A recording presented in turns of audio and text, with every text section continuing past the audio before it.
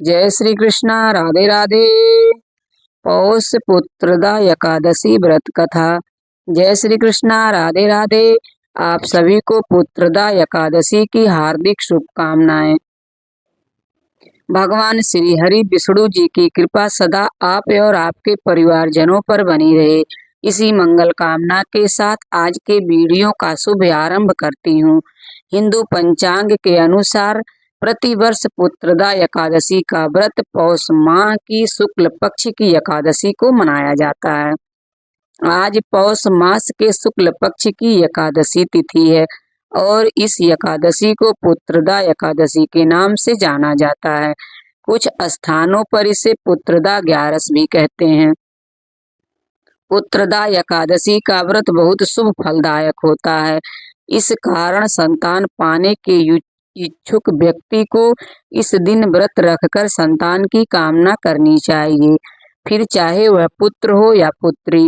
मान्यता के अनुसार इस चर और अचर संसार में पुत्रदा एकादशी के व्रत के समान दूसरा कोई व्रत नहीं है। जिन व्यक्तियों को संतान प्राप्त होने में बाधा आ रही हो या जिन्हें पुत्र प्राप्ति की कामना हो, उन्हें पुत्रदा एकादशी का व्रत अवश्य करना चाहिए। इस दिन भगवान विष्णु और माता लक्ष्मी की पूजा करने के साथ व्रत रखने से व्यक्ति को हर दुख, पाप और रोगों से मुक्ति मिल जाती है। इसके साथ ही संतान की रक्षा भगवान विष्णु स्वयं करते हैं और संतान का भविष्य उज्जवल होता है तथा हजारों यज्ञ करने के बराबर फल की प्राप्ति होती है।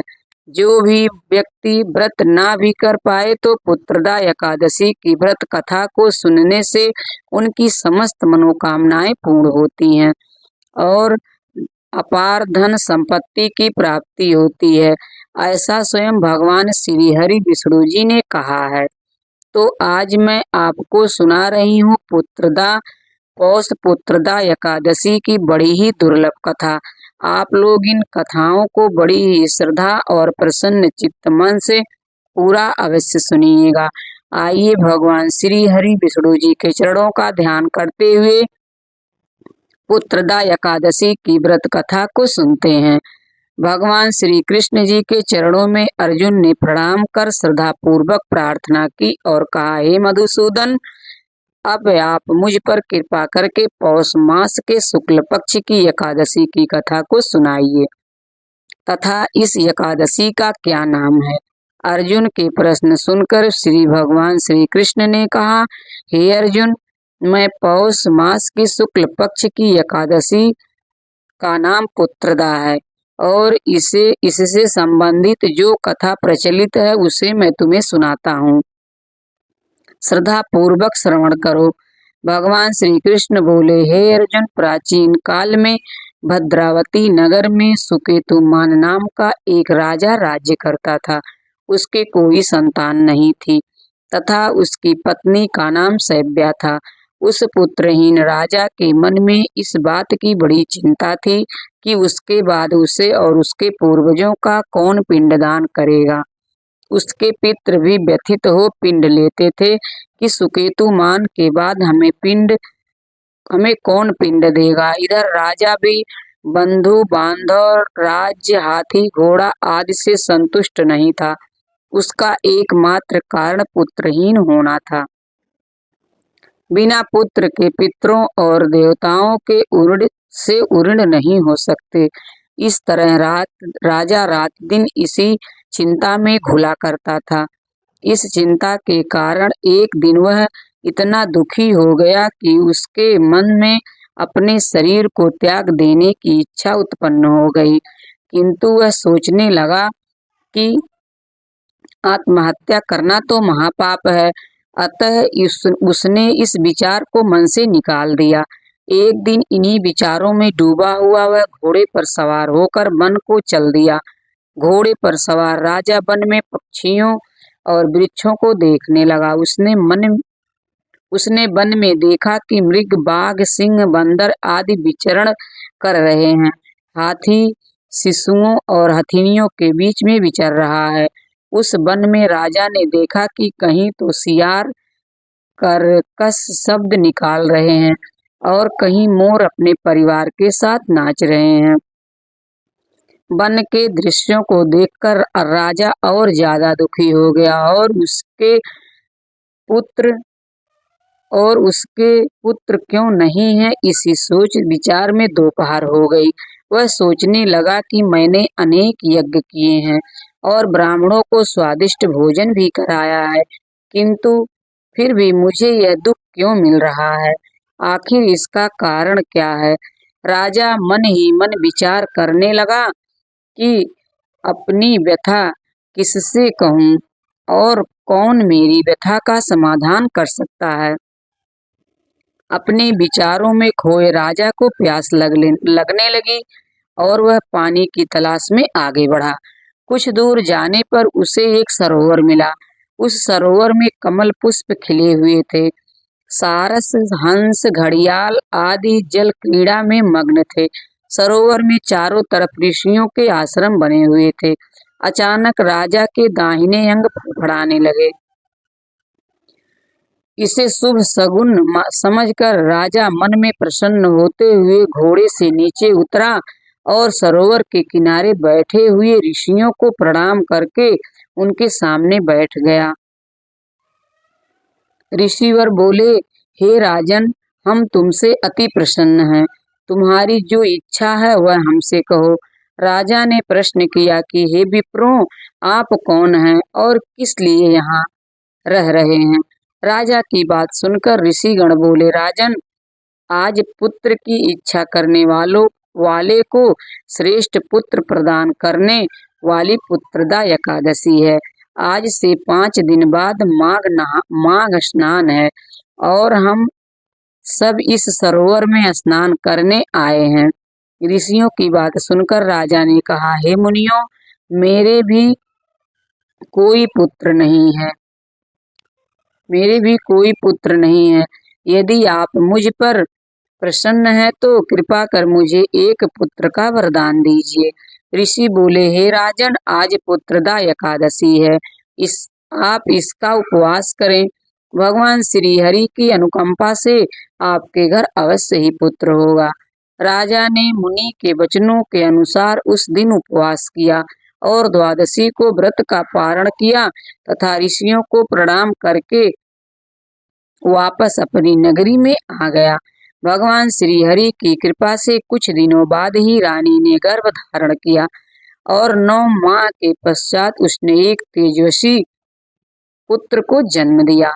यह राजकुमार बड़ा होने पर अत्यंत वीर, धनवान, यशस्वी और प्रजा पालक बना। भगवान श्री कृष्ण जी कहते हैं, हे पांडु नंदन, पुत्र की प्राप्ति के लिए पुत्रदा एकादशी का उपवास करना चाहिए। पुत्र प्राप्ति के लिए इससे बढ़कर दूसरा कोई व्रत नहीं है। जो कोई व्यक्ति पुत्रदा एकादशी के महात्म्य को पढ़ता व श्रवण करता है तथा विधि अनुसार इसका उपवास करता है, उसे सर्वगुण संपन्न पुत्र रत्न की प्राप्ति होती है और भगवान श्री हरि की अनुकंपा से वह मनुष्य मोक्ष को प्राप्त करता है। भगवान श्री कृष्ण कहते हैं, हे अर्जुन, पुत्र का ना होना बड़ा ही दुर्भाग्यपूर्ण है और उससे भी दुर्भाग्यपूर्ण है पुत्र का कुपुत्र होना। अतः सर्वगुण संपन्न और सुपुत्र पाना बड़ा ही दुर्लभ है। ऐसा पुत्र उन्हें ही प्राप्त होता है जिन्हें साधु जनों का आशीर्वाद प्राप्त हो तथा जिनके मन में भगवान की भक्ति हो। इस कलयुग में सुयोग्य पुत्र प्राप्ति का श्रेष्ठ साधन पुत्रदा एकादशी का व्रत ही है। इसके बाद अर्जुन से भगवान श्री कृष्ण जी कहते हैं, हे अर्जुन, अब मैं तुम्हें पुत्रदा एकादशी के महात्म्य को बताता हूँ। इस उपवास में भगवान श्री हरि और माता लक्ष्मी की पूजा करनी चाहिए। संसार में पुत्रदा एकादशी उपवास के समान अन्य दूसरा व्रत नहीं है। इससे प्राणी तपस्वी, विद्वान और धनवान बनता है। इस दिन भगवान को तुलसी मिश्रित जल अवश्य अर्पित करें तथा तुलसी पूजन अवश्य करें। इस एकादशी के दिन रात्रि जागरण करें और रात में भगवान विष्णु की प्रतिमा के समीप ही भूमि पर शयन करना चाहिए तथा गाय और बछड़े की पूजा भी अवश्य करें। ऐसा करने वाले मनुष्य को सभी मनोकामनाएं पूर्ण होती हैं। अब आइए श्रवण करते हैं तुलसी माता की कथा, जिसे सुनने मात्र से सभी मनोकामनाएं पूर्ण होती हैं। श्रवणी मुनि की पुत्री तुलसी अपूर्व सुंदरी थी। उनकी इच्छा थी कि उनका विवाह भगवान नारायण के साथ हो।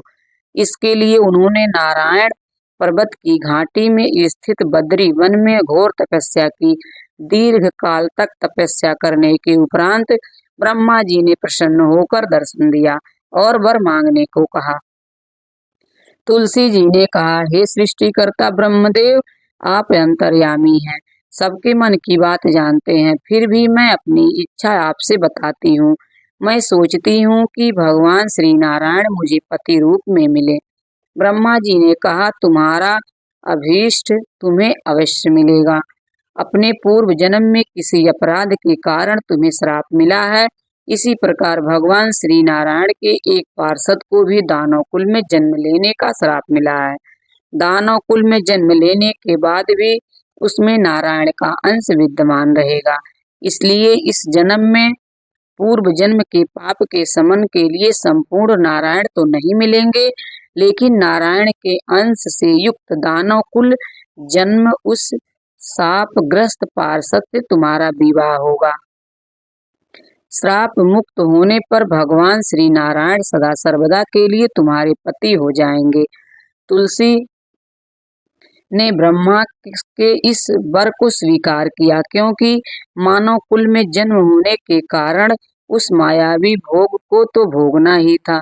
तुलसी बद्री वन में ही रहने लगी। नारायण का वह पार्षद दानव कुल में जलंधर के नाम से पैदा हुआ था। कुछ दिनों बाद वह भ्रमण करता हुआ बद्री वन में आया। यहाँ तुलसी को देखते ही वह उस पर मंत्र मुग्ध हो गया।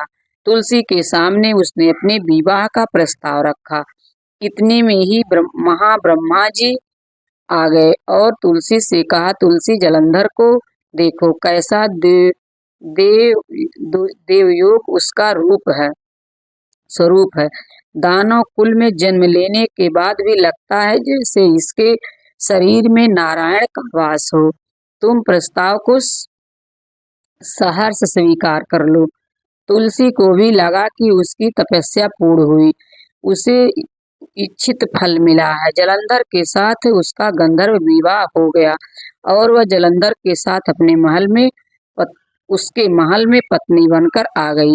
जलंधर ने अपनी परम सुंदरी सती साध्वी पत्नी तुलसी के साथ बहुत दिनों तक राज्य किया। उसने अपने राज्य का इतना विस्तार किया कि देवलोक तक उसके अधिकार में आ गया। स्वर्ग का सुख भोगने वाले देवताओं की दशा भिखारियों जैसी हो गई।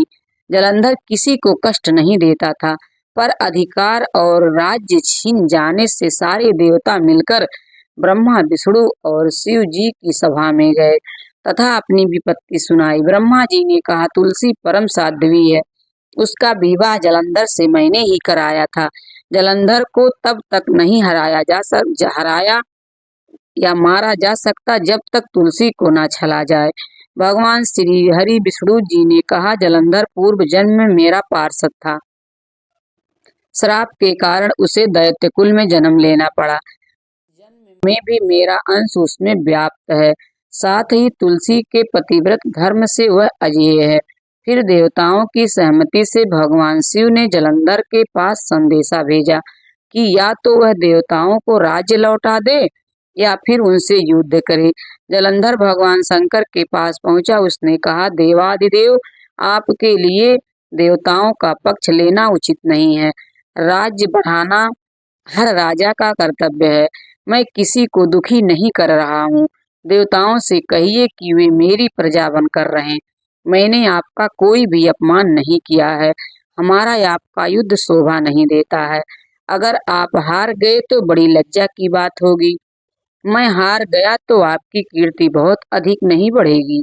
भगवान शंकर फिर हंसने लगे। वे तो सब रहस्य समझते थे। तुलसी और जलंधर के पूर्व जन्म के श्राप की अवधि लगभग पूरी हो चुकी थी। फिर शंकर जी बोले, इसमें कीर्ति और लज्जा की बात नहीं है। तुम देवों को राज्य लौटा कर उन्हें उनके पद पर प्रतिष्ठित होने दो। युद्ध से बचने का यही एक उपाय है। जलंधर ने कहा, मैंने युद्ध के बल पे देवलोक जीता है, कोई उसे युद्ध के द्वारा ही वापस ले सकता है। यह मेरा अंतिम उत्तर है, अब मैं जा रहा हूँ। ऐसा कहकर जलंधर चला गया। उसने अपनी पत्नी तुलसी को सारी बातें बताई और कहा, कर्म भोग सब काल सूत में बंधा है। जीवन में हर्ष शोक भय सुख दुख मंगल अमंगल काल के अधीन है। हम तो केवल निमित्त हैं। संभव है भगवान शिव देवों का पक्ष लेकर मुझसे युद्ध करें। तुम चिंता मत करना, तुम्हारा सती तेज मेरी रक्षा करेगा। दूसरे दिन भगवान शंकर के नेतृत्व में देवताओं ने युद्ध छेड़ दिया। जलंधर ने भीषण बाणों की वर्षा कर उनका वेग रोका। उसके प्रहार से देवता डगमगाने लगे। उसने दानवी शक्ति का प्रयोग कर मायावी युद्ध आरंभ किया। युद्ध स्थल पर वह किसी को भी दिखाई नहीं देता था, पर उसके अस्त्र शस्त्र प्रहार कर देवों को घायल कर रहे थे। देवगण अपने अस्त्र चलाएं तो किस पर चलाएं, क्योंकि कोई शत्रु सामने था ही नहीं। कई दिनों तक इस तरह भयंकर युद्ध चला और जलंधर पराजित नहीं हुआ। तब शिव जी ने विष्णु जी से कहा, विष्णु कुछ तो उपाय करो, अन्यथा मेरा तो सारा यश मिट्टी में मिल जाएगा। विष्णु जी ने सोचा, बल से तो जलंधर को हराया नहीं जा सकता, इसलिए छल का सहारा लेना ही पड़ेगा। उन्होंने तुरंत अपना स्वरूप जलंधर जैसा बनाया और अस्त्र शस्त्र से सुसज्जित हो तुलसी के पास पहुंच गया और बोला, प्रिय मैं युद्ध जीत गया। सारे देवता भगवान शंकर समेत मुझसे हार गए। इस खुशी में आओ मैं तुम्हें अपने अंग से लगा लूं। पति को प्रत्यक्ष खड़ा देख तथा विजय का समाचार सुन वह दौड़कर मायावी जलंधर के गले से लिपट गई। इस प्रकार पति पत्नी दोनों ने खूब खुशी मनाई। पर पुरुष के साथ इस प्रकार के व्यवहार से उसका सती तेज नष्ट हो गया। उसका सती तेज तो जलंधर की कवच के रूप में रक्षा कर रहा था, वह कवच नष्ट हो गया, जलंधर शक्तिहीन हो गया। यह जानते ही भगवान शंकर ने उस पर अपने त्रिशूल से प्रहार किया। त्रिशूल के लगते ही जलंधर जलकर भस्म हो गया। जलंधर के मरने को जानकर भगवान विष्णु अपने असली रूप में आ गए। सामने अपने पति जलंधर के स्थान पर भगवान विष्णु को खड़ा देख तुलसी बहुत विस्मित हुई। उसको पता लग गया कि स्वयं नारायण ने उसके साथ छल किया है। क्रोध में आकर तुलसी ने श्राप दिया और भगवान विष्णु से कहने लगी, हे सती, स्त्री का सतीत्व भंग करने के अपराध में तुम हृदयहीन पत्थर हो जाओ। विष्णु जी ने तुलसी के श्राप को सिरोधार कर कहा, हे देवी, तुम्हारे तथा जलंधर के कल्याण के लिए मुझे ऐसा करना पड़ा। तुम दोनों को श्राप मुक्त करना था। तुम भी अब अपना शरीर त्याग कर तुलसी विधवा के रूप में जन्म लोगी और मेरी पूजा तुलसी दल से होगी। मैं शालिग्राम पत्थर बनूंगा, मेरे शीश पर तुम आदर से विराजमान होगी। तुम्हारे पति की हड्डियों के चूर्ण से शंख की उत्पत्ति होगी। उस शंख ध्वनि से देवताओं तथा मेरी पूजा आराधना होगी। जहाँ शंख ध्वनि होगी वहाँ मंगल में मैं विराजमान रहूंगा। तुमने पूर्व जन्म में बद्री वन में मुझे पाने के लिए बड़ी तपस्या की थी। अब अगले जन्म में मैं नारायण के रूप में बद्रीनाथ वन में स्थापित होऊंगा और मेरी पूजा अर्चना फल फूल से न होकर तुम्हारी तुलसी दल से होगी। मेरे शीश पर विराजमान होकर तुम मुझसे भी ऊंचा पद प्राप्त करोगी। बोलिए श्री लक्ष्मी नारायण भगवान की जय। अब आइए अंत में श्रवण करते हैं घर में सुख समृद्धि बनाए रखने वाली माता लक्ष्मी की कथा। बनारस में एक बड़े धनवान सेठ रहते थे। वह भगवान विष्णु के परम भक्त थे और हमेशा सच बोला करते थे। एक बार जब भगवान सेठ जी की प्रशंसा कर रहे थे तभी माँ लक्ष्मी ने कहा, हे स्वामी, आप इस सेठ की इतनी प्रशंसा किया करते हैं, क्यों ना आज उसकी परीक्षा ली जाए और जाना जाए कि क्या वह सचमुच इसके लायक है या नहीं। भगवान बोले, ठीक है, अभी सेठ गहरी निद्रा में है, आप उसके स्वप्न में जाएं और उसकी परीक्षा ले लें। अगले ही क्षण सेठ जी को एक स्वप्न आया। स्वप्न में मैं धन की देवी माता लक्ष्मी उनके सामने आई और बोली, हे राजन, मैं धन की दासी लक्ष्मी हूँ, धन की दात्री लक्ष्मी हूँ। सेठ जी को अपनी आंखों पर यकीन नहीं हुआ और वे बोले, हे माता, आपने साक्षात अपने दर्शन देकर मेरा जीवन धन्य कर दिया। बताइए, मैं आपकी क्या सेवा कर सकता हूँ? देवी लक्ष्मी ने कहा, कुछ नहीं राजन, मैं तो बस इतना बताने आई हूँ कि मेरा स्वभाव चंचल है और वर्षों से तुम्हारे भवन में निवास करते करते अब मैं ऊब चुकी हूँ, इसलिए यहाँ से जा रही हूँ। सेठ जी बोले, मेरा आपसे निवेदन है कि आप यहीं रहें, किंतु किंतु अगर आपको यह अच्छा नहीं लग रहा है तो मैं भला आपको कैसे रोक सकता हूँ? सेठ ने कहा, हे माँ, आप अपनी इच्छा अनुसार जहाँ चाहे जा सकती हैं।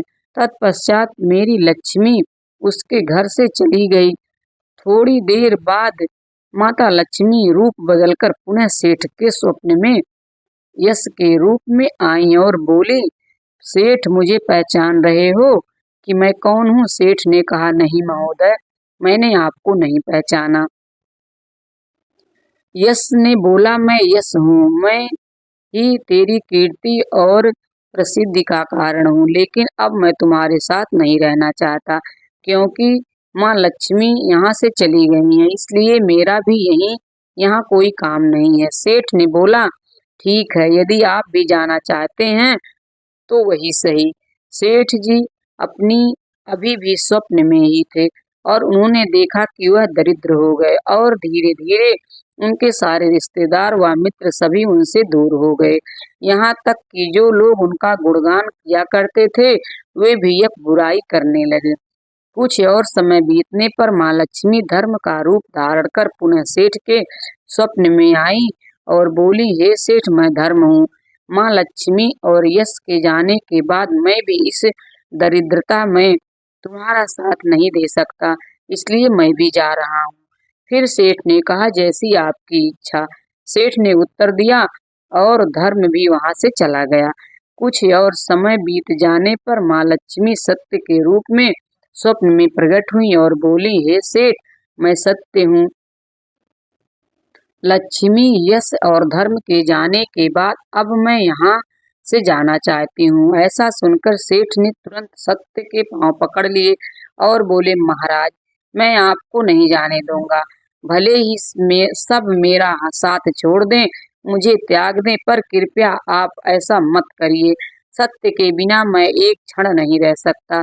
यदि आप चले जाएंगे तो मैं तत्काल ही अपने प्राण त्याग दूंगा। सेठ की ऐसी बातें सुनकर सत्य ने कहा, लेकिन तुमने बाकी तीनों को बड़ी आसानी से जाने दिया, उन्हें क्यों नहीं रोका?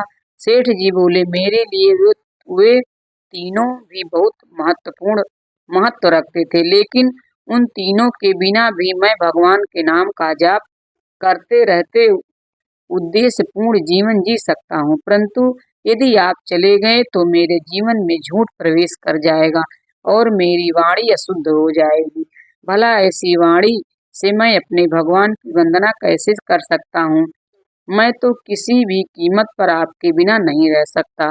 सेठ जी का उत्तर सुनकर सत्य प्रसन्न हो गया और उसने कहा, तुम्हारी अटूट भक्ति ने मुझे यहाँ रुकने पर विवश कर दिया और अब मैं यहाँ से कभी नहीं जाऊंगा। ऐसा कहकर कहते हुए सत्य अंतर ध्यान हो गया। सेठ जी अभी भी निद्रा में ही थे।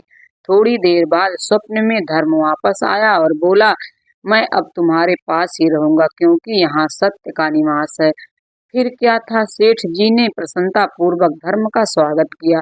उसके बाद यश भी लौट कर आया और बोला, हे सेठ, यहाँ सत्य और धर्म है, वहाँ यश स्वतः ही आ जाता है, इसलिए अब मैं तुम्हारे साथ ही रहूंगा। सेठ जी ने यश को भी आवभगत की और अंत में माँ लक्ष्मी आई। उन्हें देखते ही सेठ जी नतमस्तक होकर बोले, हे देवी, क्या आप भी पुनः मुझ पर कृपा करेंगी? देवी लक्ष्मी ने कहा, अवश्य राजन, यहाँ सत्य, धर्म और यश हूँ, वहाँ मेरा वास निश्चित है। यह सुनते ही सेठ जी की नींद खुल गई। उन्हें यह स्वप्न यह सब स्वप्न लगा, परंतु वास्तविकता में वह एक कड़ी परीक्षा थी। परीक्षा से उत्तीर्ण होकर निकले थे। अभी हमें भी हमेशा याद रखना चाहिए कि जहाँ सत्य का निवास होता है वहाँ धर्म, यश और देवी लक्ष्मी का निवास हो ही जाता है। सत्य है तो सिद्धि, प्राप्ति, प्रसिद्धि और समृद्धि है। प्रेम से बोलिए श्री लक्ष्मी नारायण भगवान की जय। जय श्री हरि विष्णु जी महाराज। अगर वीडियो पसंद आई हो तो हमारे चैनल को सब्सक्राइब करें, लाइक करें, शेयर करें और कमेंट में हमें जरूर बताएं कि ये कथा आपको कैसी लगी। जय श्री कृष्णा, राधे राधे।